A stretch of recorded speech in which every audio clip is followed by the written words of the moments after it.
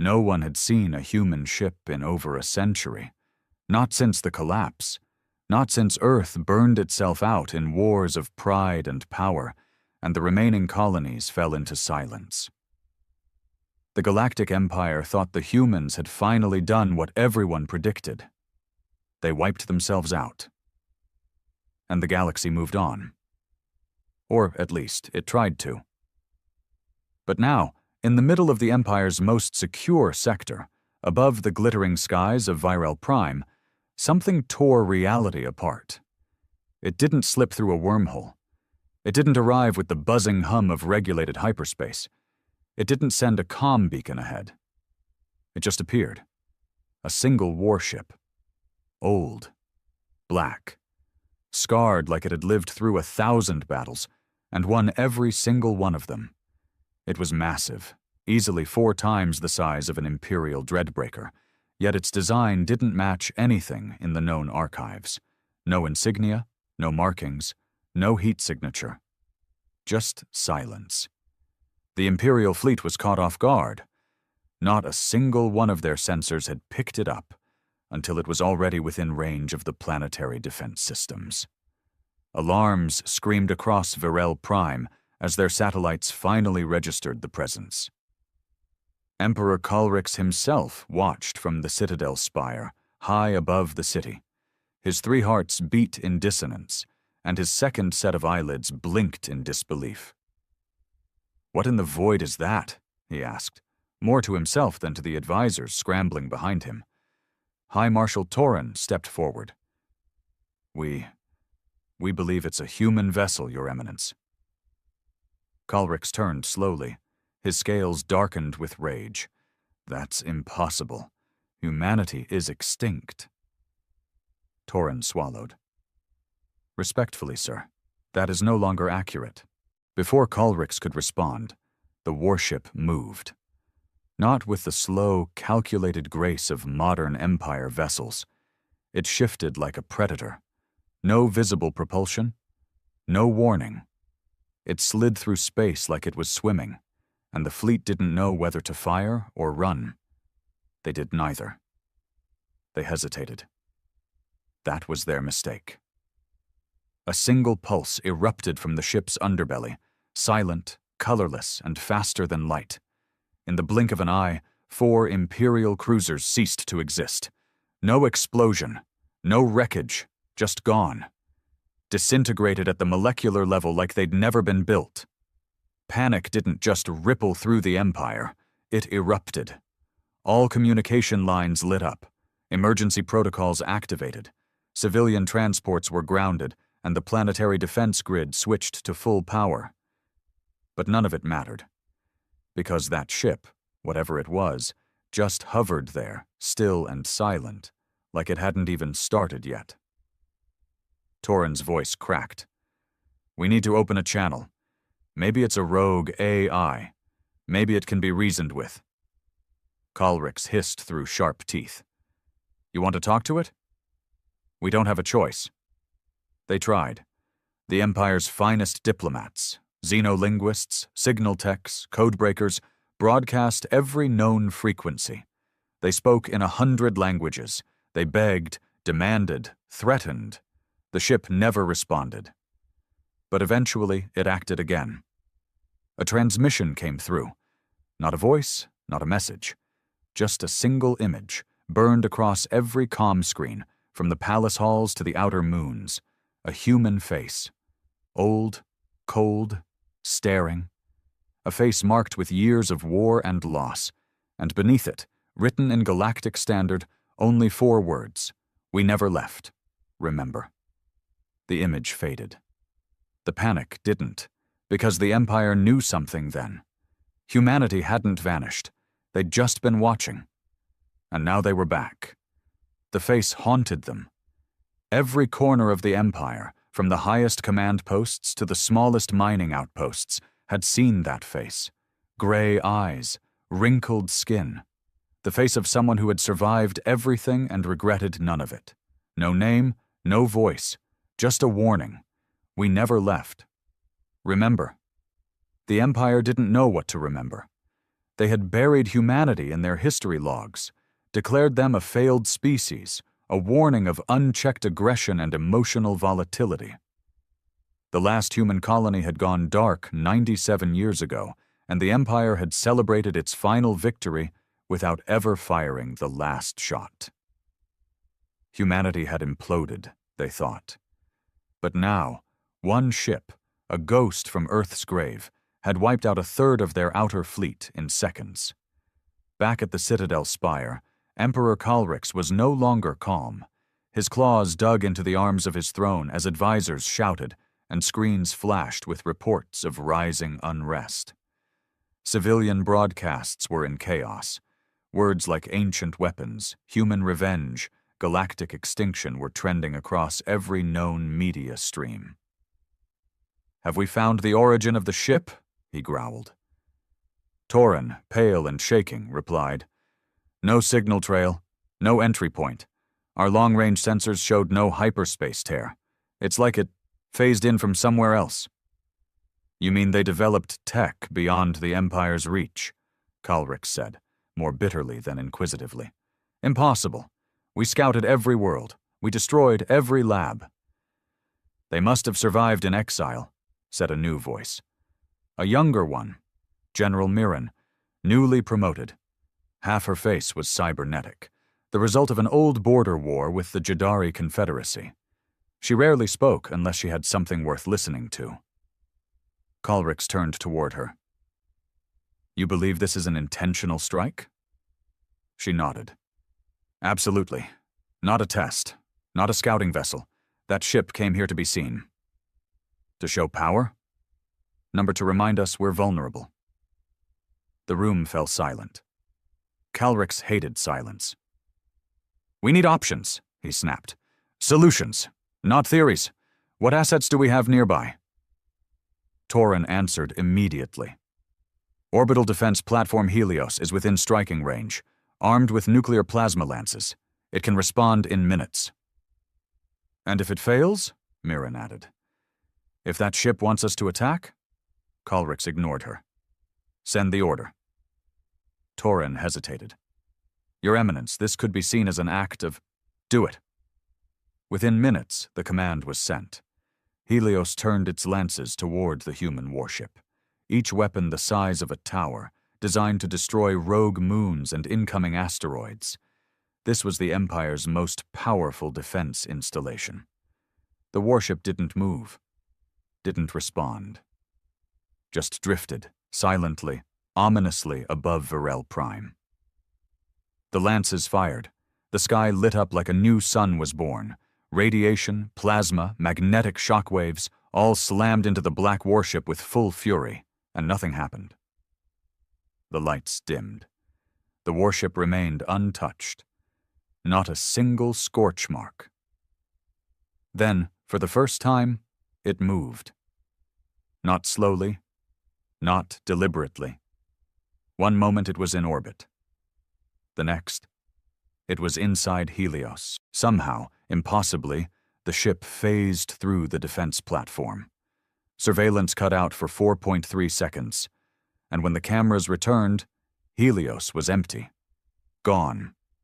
Every crew member, every weapon system, every scrap of metal, like it had been vacuumed out of reality. Only one thing remained, hovering above the ruins of the station, a human flag, charred, torn, ancient, but unmistakable. The Empire stared into the void and realized this wasn't an attack. It was a declaration, and humanity had just announced its return to the galaxy. Not as victims, but as a power the stars had long forgotten to fear. Whispers of surrender started spreading through the Imperial Senate by morning. The Senate, usually bloated with pride and empty threats, had never experienced such terror. Helios wasn't just a station. It was a statement. A monument to the Empire's dominance, to the fear it once instilled across 1,000 worlds. And now it was gone. Not destroyed, not even wrecked, erased. The message was clear. Your power means nothing. In the inner chambers, Calrix's fury turned inward.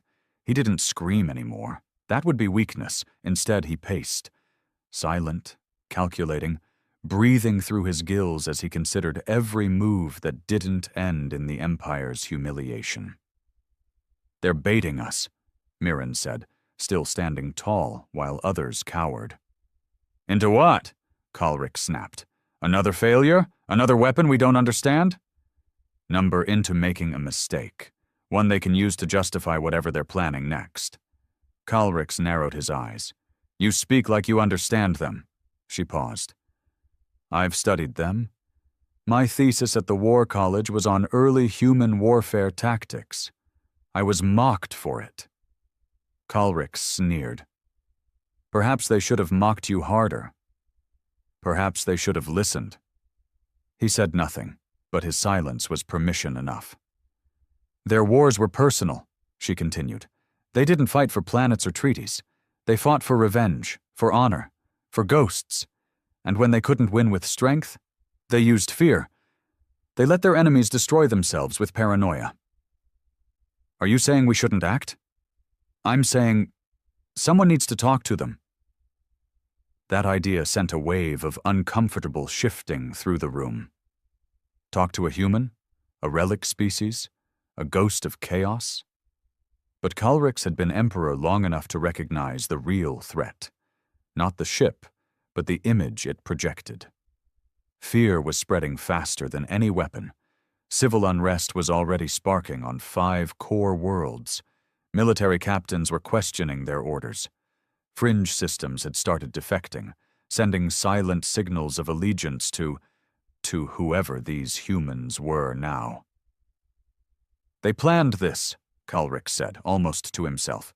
"They waited until we were too fat, too self-satisfied, too arrogant. They've probably been watching us for decades." "Centuries," Mirren said. "They didn't survive. They thrived. Somewhere out there they've been building, hidden from our sensors, hidden from the galaxy. And now they've come to remind us what we forgot." A sudden transmission cut through the room like a blade. It wasn't Imperial. It wasn't even broadcast. It forced itself onto every screen, hijacking every frequency, even those deep within secure military channels. And this time, there was a voice. Gravelly. Human. Male. "You forgot us. That was your first mistake." Silence. "We watched. We remembered. Every colony you burned, every leader you executed, every child you told the stars weren't for them." A pause. "We didn't die. We adapted. You evolved in peace. We evolved in war." Static crackled. "We offer you a choice, submission or extinction." The signal cut. No coordinates, no response to counter signals, just a broadcast heard by everyone. And the galaxy trembled. Back in the chamber, Mirren was the only one breathing steady. Torin stammered, We need to mobilize the core legions." "Alert the Inquisitors. Activate the Vault protocols." "No," Mirren said calmly. "They'll expect that." "Then what do you propose?" She stared at the screen that now showed only the Empire's flag, slightly trembling, as if uncertain of its future. "We find them," she said, "not to fight. To understand." Kulrix turned slowly toward her. His voice was quiet now, too. "And if they don't want to be understood?" Mirren's cybernetic eye flickered. "Then we pray they haven't changed as much as we have." Because deep down, she feared the truth everyone else refused to say. The Empire had built itself on the myth that humanity was dead. And now, with just one ship, one face, and one sentence, that myth had become a nightmare. Across the stars, the Empire's borders began to bleed. Outposts went dark. Trade convoys refused to fly. Systems on the edge of Imperial space began broadcasting strange signals, coded messages in dead languages, some even using old Earth dialects long erased from official archives. But someone had kept them. Someone had waited. Within the Empire, paranoia bloomed like a plague. Governors turned on governors. High-ranking officers accused each other of human sympathies. Even in the military, whispers of the return grew louder. Some feared it. Others secretly welcomed it. And in the shadows of Varel Prime, someone celebrated it. Kyle Voss had lived many lives. Spy, assassin, traitor, survivor. He didn't care what label they used anymore. All he cared about was the truth he had buried for years. The humans weren't extinct. And now, they were here to finish what they started. Kale watched the chaos unfold from a darkened observatory buried beneath the capital's surface. From there, he could see the entire system unraveling one transmission at a time.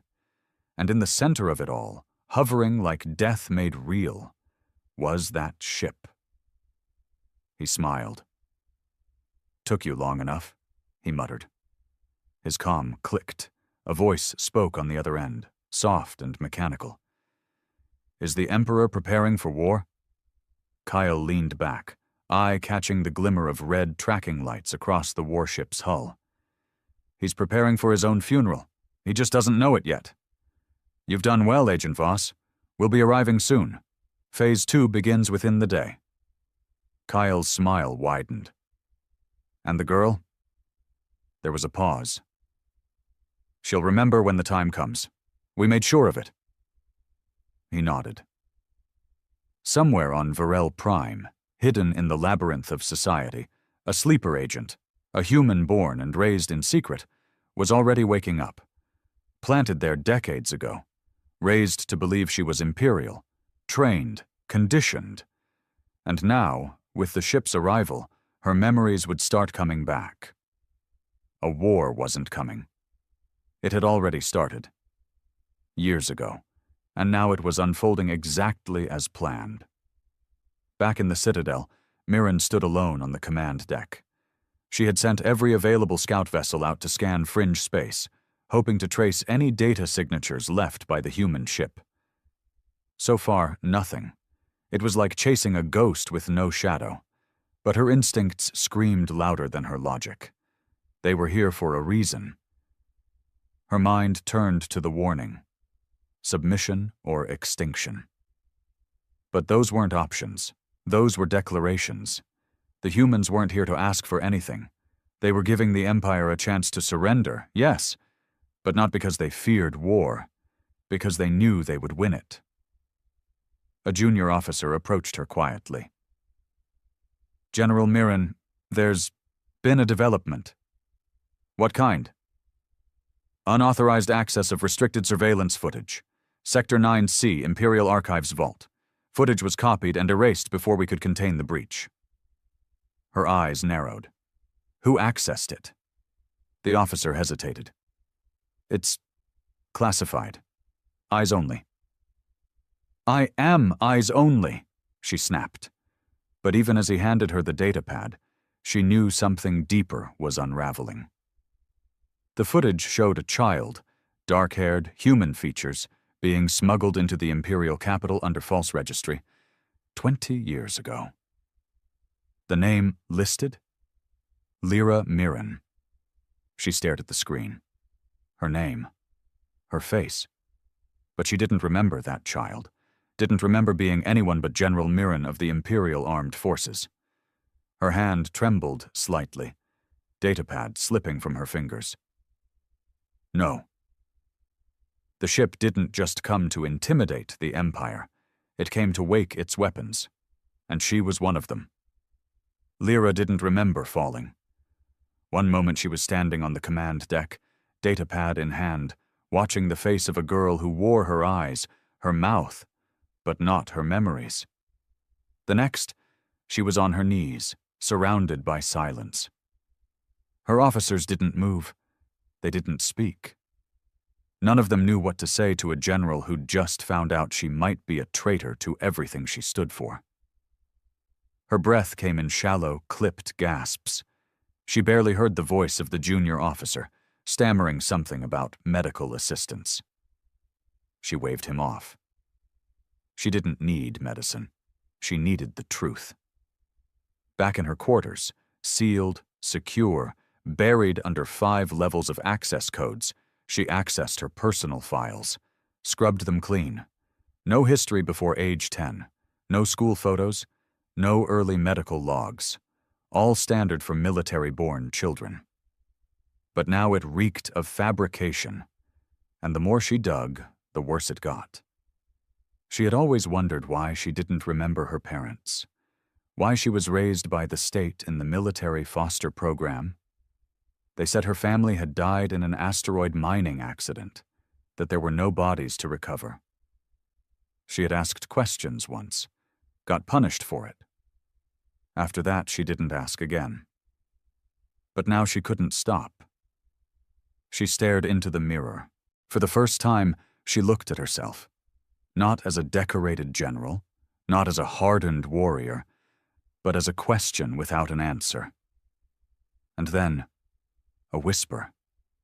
Not from the room, from inside her head. A voice she didn't recognize, yet felt buried deep in her bones. You are not theirs. She froze. Who said that? Silence. Her pulse raced. Another whisper, gentler now. You've always been ours. She stumbled back from the mirror. Her reflection shifted. For a split second, the glass didn't show her Imperial uniform. It showed another version. Same face, same scars, but dressed in black battle armor, marked with the sigil she'd only seen once. On the flag left behind on Helios. The human flag. The image faded just as fast, but it was too late. Something was waking up inside her. She ran a scan on herself. DNA, neural pathways, psychological profiling. All of it came back, altered, modified, not recently. This was old tech, ancient almost, human-made, designed to bury memory, delay identity, triggered by something. Something like that ship. And now the lock was broken. She sat on the edge of her bed, palms over her face, trying to calm the storm in her chest. Her comm chimed. Encrypted. Unknown origin. She almost ignored it. Then she didn't. She opened the channel. Kael Voss's face appeared, calm as ice. Hello, Lyra. Or should I say, Commander Lyra Thorne. The name hit her like a punch. I don't know you, he smirked. You will. Soon. What the hell is happening to me? You're remembering. Remembering what? He leaned forward. Who you are, what you were born for, and why you were placed right where you are now. This is a trick. Some psychological weapon. It's not a trick. It's justice, Alira. We're not here to destroy the Empire. She laughed bitterly. You erased an entire space station. We're here to replace the Empire, one piece at a time, starting with the pieces they stole from us. She stood, pacing. Why me? You're one of us, a true-born child of the Resistance. They took you when you were 5, reprogrammed you, raised you to kill your own kind. Her hands curled into fists. If that's true, why did you wait? Why now? He looked past her, almost sad. Because now you're ready. The screen went black. No signal trace, nothing, just silence. But her mind wasn't silent anymore. It screamed with flashes, broken memories rising like ash from an old fire, a woman's voice, a man holding her hand, a place not made of steel and fear. A promise that one day she'd come back to them. And the warship still hovered above Varel Prime, patient and watching. Because it wasn't just there for the Empire. It was there for her. The rain came down hard that night. Varel Prime rarely saw rain. The climate regulators over the capital were designed to keep things pristine, dry, and sterile. But tonight, the system failed. Or maybe someone made it fail. Either way, the sky opened up like it was weeping. Lyra walked through the storm with her coat pulled tight. No guards, no shuttle. She needed to feel it. Every drop, every step, every part of the city she thought she had protected all her life. Because now, she wasn't sure who she had been protecting it from. Kael Voss had shattered everything. Or maybe he had just peeled the truth back. Commander Alira Thorne, she whispered to herself.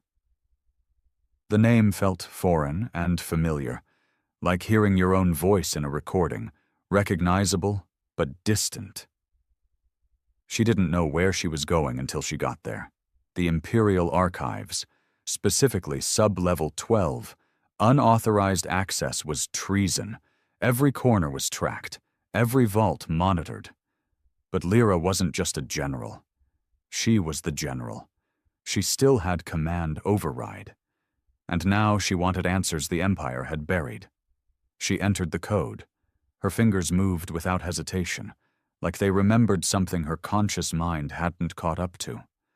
The vault hissed open. Rows of old physical data chips lined the room, dusty and forgotten. No one bothered with hard backups anymore. That was the mistake. Humans didn't rely on convenience. They hid their secrets where machines couldn't reach. Her eyes scanned quickly. Then she saw it. A file labeled Thorn, Redacted. Her breath caught. She inserted the chip. The terminal flickered to life, slower than the newer ones, but it worked. A series of logs appeared. Images, audio files, DNA reports. Her mother, her father. Both confirmed members of the Orion Reclaimers, one of the last human resistance cells before the collapse. But they hadn't collapsed. They had evacuated. One video showed her as a toddler, sitting on a metallic floor, drawing the stars. Her mother's voice behind the camera. She keeps drawing the same constellation. Every day. Like she remembers something we haven't taught her yet. Another file. Blurry footage of an Imperial raid.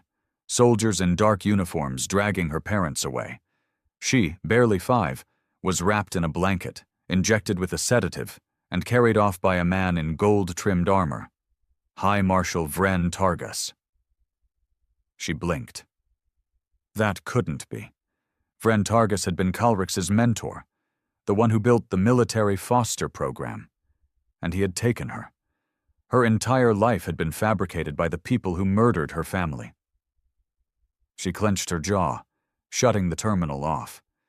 Her hands were trembling, but her mind wasn't. For the first time in her life, it was clear. As she turned to leave, her calm crackled to life again, unfiltered, unsecured. "General Mirren," came a frantic voice, "you need to return to the command deck, now." "What happened?" "It's the human ship. It's gone." "What do you mean gone? Did it leave orbit?" "No, ma'am, it disappeared." She paused. "Disappeared how?" "Not cloaked, not jumped. Gone. Sensors never even registered a hyperspace signature. Just vanished." Her heart thudded. "Were there any traces left behind?" The officer hesitated. "Yes, ma'am. One thing." "What?" "It dropped something.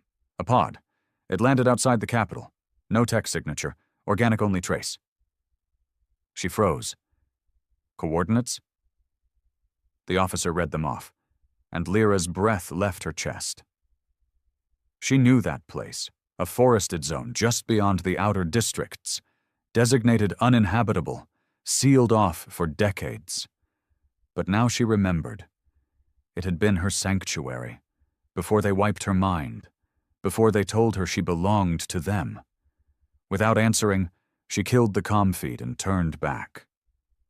The warship was gone. But the next phase wasn't. It had just begun. The forest was nothing like she remembered, or maybe it was exactly as she remembered, just through the wrong lens. Back when she was a child, the Empire told her it was a restricted zone, contaminated during the planetary terraforming experiments. But there were no toxins here, no radiation, just silence, soil, and trees older than the capital itself. Lyra moved through the undergrowth with slow, steady steps. Her weapon stayed holstered, but her hand never strayed far from it. She wasn't expecting an ambush, but she wasn't naive either. The pod had landed somewhere in this zone. "A message," Kale had said. Or maybe a trigger. Her boots crunched on brittle leaves. The rain had stopped, but the sky was still gray and heavy, like the world was holding its breath. The deeper she went, the more the sound of civilization faded. No transports, no security drones, just wind and memory. Then she saw it. Half buried in the earth, nestled between the roots of a gnarled tree, was a pod. Not military, not like anything in the Empire's database. It was smooth, blackened metal, scarred with use but intact. No lights, no hum. It just sat there, humming in silence like a sealed confession. As she approached, it responded. A faint pulse rippled across its surface, and the shell split with a soft hiss. Inside was no weapon, just a child, no older than 6, pale skin, dark hair matted from sleep, breathing, unconscious, wrapped in a thermal layer that bore the same insignia as the flag left on Helios. Lyra's breath hitched.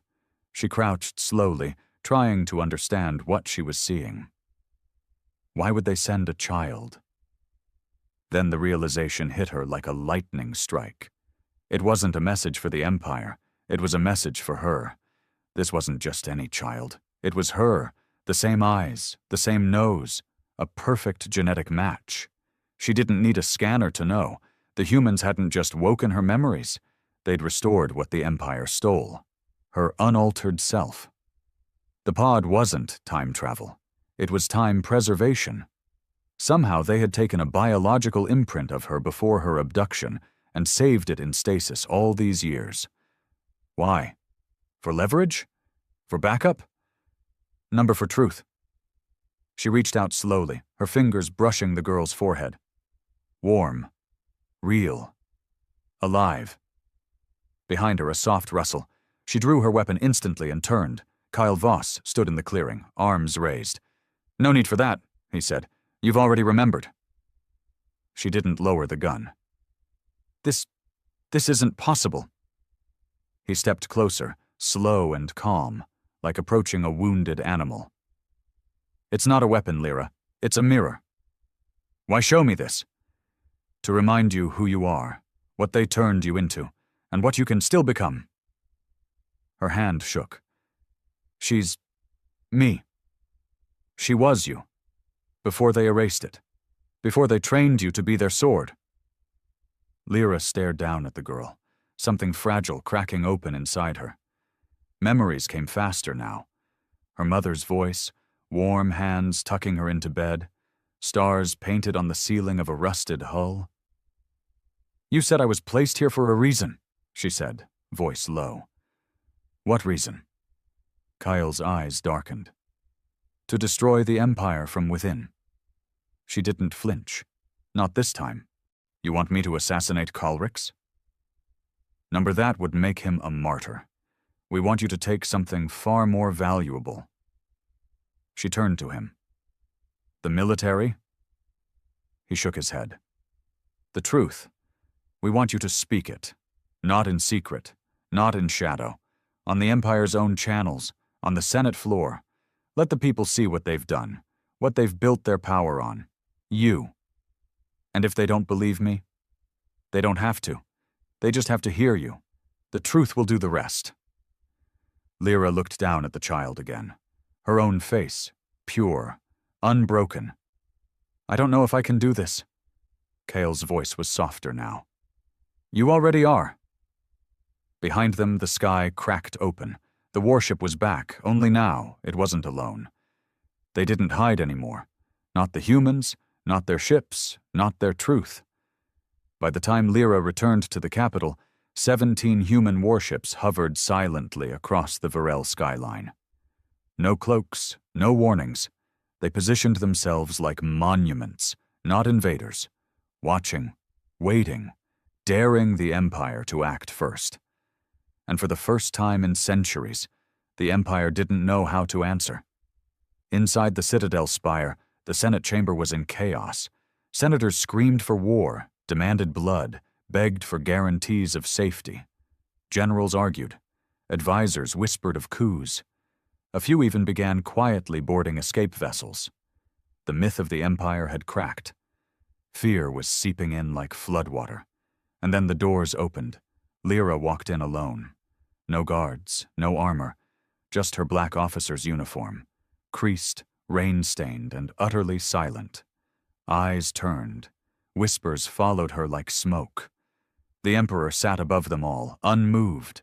His golden armor gleamed beneath the chamber lights, his gaze cold and reptilian. "You return now," he said, "as our skies are occupied. Explain yourself, General Mirren." She looked up at him, and for once there was no fear in her. "My name," she said, voice calm, "is Commander Alira Thorne, born on the human colony vessel Sola Terra, abducted during the siege of Diraxis, indoctrinated under the Empire's orphan program, raised as your weapon." The chamber froze. She tapped a small device in her palm. Every screen around the room flickered, showing raw, unaltered footage from the archives. Her childhood, the raid, the fabrication of her identity, the voices of her real parents. "You built your power on lies," she continued. "On genocide, on erasure lies," Kalrix growled, standing now. "Treasonous slander from a broken mind." She stepped forward. "You didn't just destroy our worlds. You stole our children. You made them forget, made them kill in your name, but we remember now." The room erupted. Screams, accusations, threats of execution. Lyra raised her voice above the storm. "We don't want your throne." She turned to the cameras broadcasting to every world across the Empire. "We want your people to see, to choose, not through fear, through truth." Above them, the warships began broadcasting her speech across the galaxy. Every outpost, every station, every home.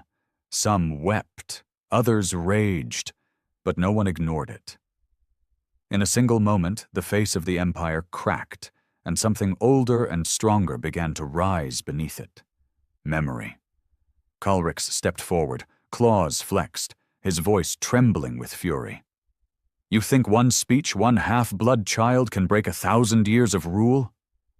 Lyra met his eyes. "But your own lies will." She turned her back on him and walked out. He didn't follow. He knew. It was over. 3 days later, the warships left Varel space. No city was burned. No empire was conquered. It collapsed on its own. Governors defected. Fleet admirals surrendered. Systems declared neutrality. People refused orders. And through it all, the truth kept spreading like wildfire. The Empire's heart didn't explode. It simply stopped beating. And as for Lyra? She disappeared from public view after the collapse. Some said she returned to the human fleet. Some claimed she stayed behind, helping rebuild the broken colonies. Others whispered she was never real at all, just a symbol, a ghost sent to break a giant's spine with a whisper. But one thing was certain. The warship that started it all, the one that appeared without warning and silenced an empire, it still roams, unbound, unseen, but watching, always watching. And above the stars, etched into the hull in a language long forgotten, are 4 words. We never left. Remember.